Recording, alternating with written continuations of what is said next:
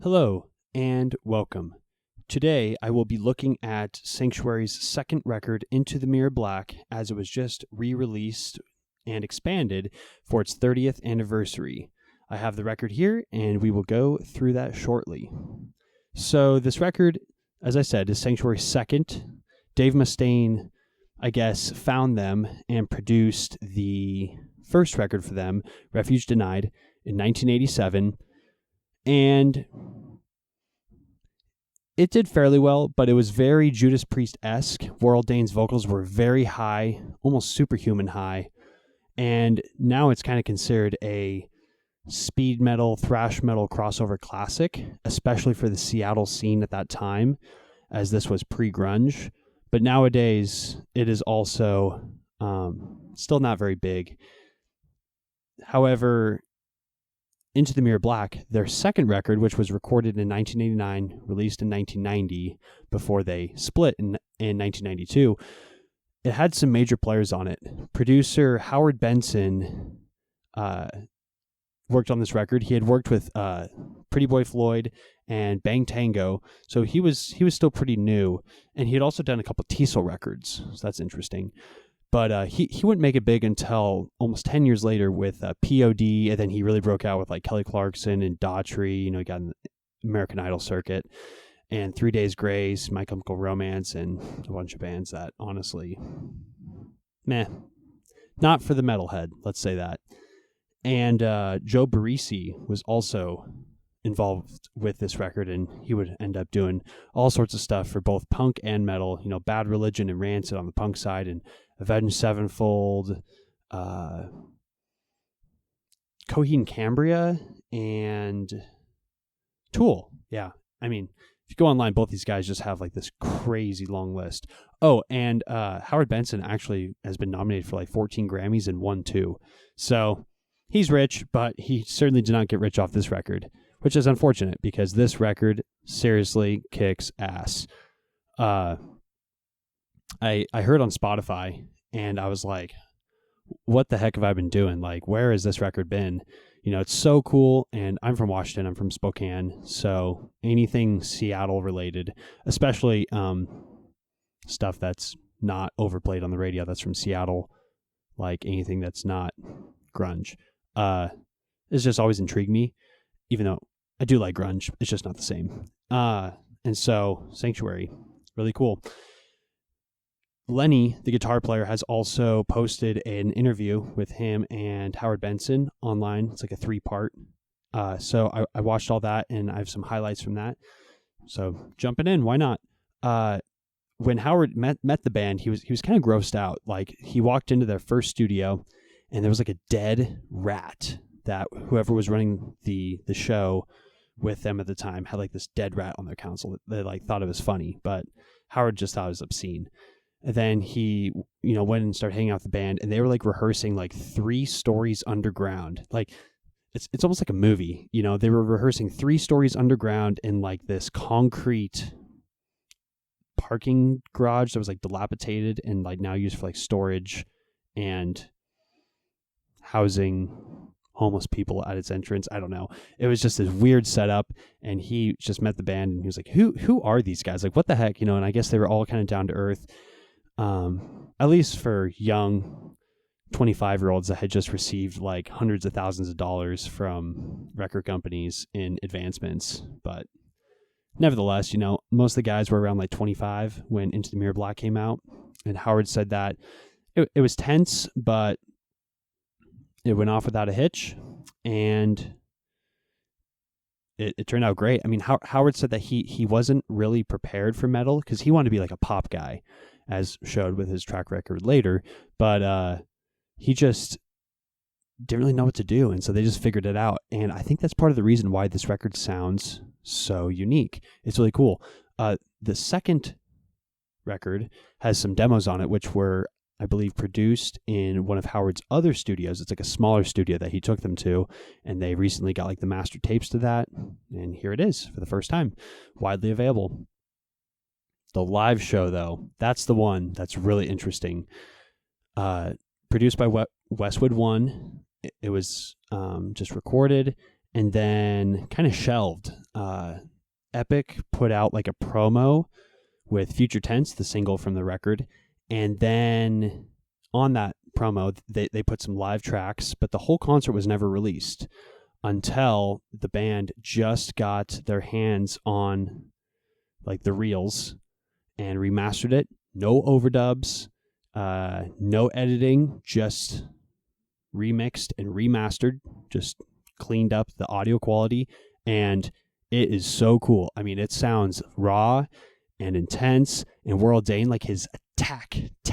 It's like he's just like enunciating these words like he just wants to hurt you with them. It's it's really awesome. And he's, of course, like every high note he's hitting. You know, you watch some of the later stuff and he's kind of struggling to hit some of the high notes. I mean, rest in peace. The guy was an awesome singer. He set the bar a little bit too high with his early stuff, because you're listening, you're like, I don't think that this is actually a human, but it's the 80s, so it's not a computer. And so, you know, it's him. And same thing with like this live show. It's like you listen to it and it's just inhuman, you know? So that's great. Other things to look for, the songs Communion and Epitaph were both heavily written by the other guitarist, Sean. And so Sean had a different writing style. He went on to do some avant-garde stuff, and it shows. Like those songs are really interesting. They're not as catchy as some of them, you know, like what is it here? I'm cheating. Eden Lies Obscured has like this really cool like diminished riff that's like super catchy, and it's repeated a lot, and I have no problem with that because it's a really cool riff. But anyways, let's take a look at the album. Into the Mirror Black, there's the original artwork. It's a gatefold with all the lyrics inside. Jeez.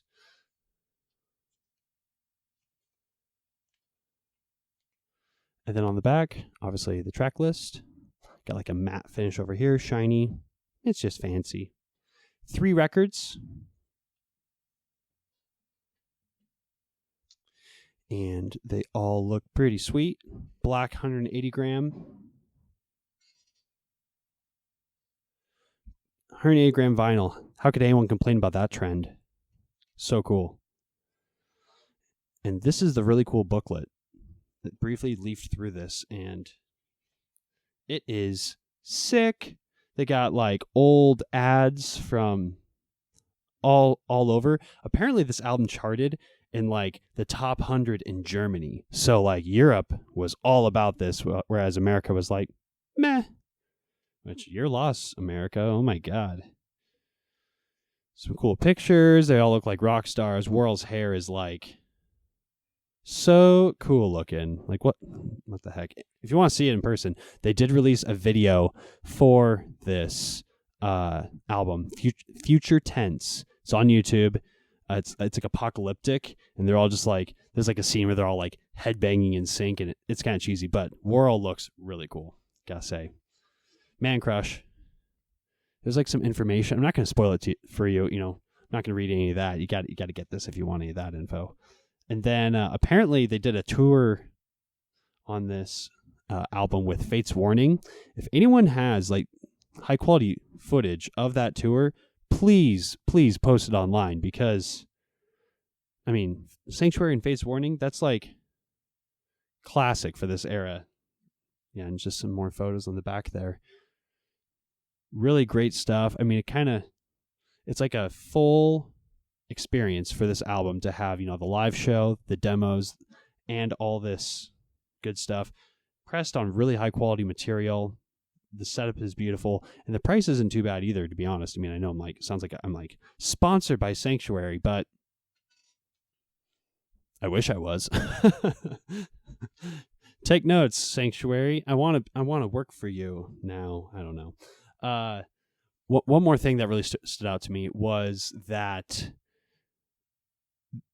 Lenny was having some issues with his guitar, and I love the story. It's just so weird, you know. Lenny was having some issues with his guitar.